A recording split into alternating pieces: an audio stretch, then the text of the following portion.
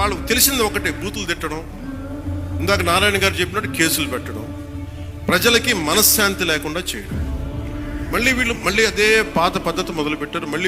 మళ్ళీ పిఠాపురంలో గతం ఎన్నడూ లేని విధంగా మళ్ళీ మీరు స్టార్ట్ చేశారు.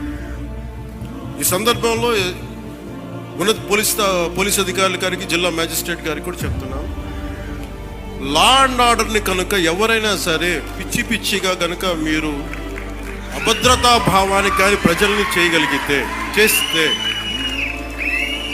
అస్సలు ఉపేక్షించొద్దని చెప్తున్నాను. నా మాటలు చాలా మెత్తగా ఉన్నాయి కానీ చేతలు చాలా చాలా గట్టిగా ఉండి గుర్తుపెట్టు.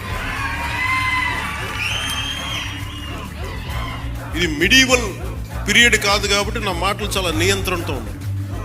చేతలు చాలా చాలా గట్టిగా ఉండే గుర్తుపెట్టుకోండి.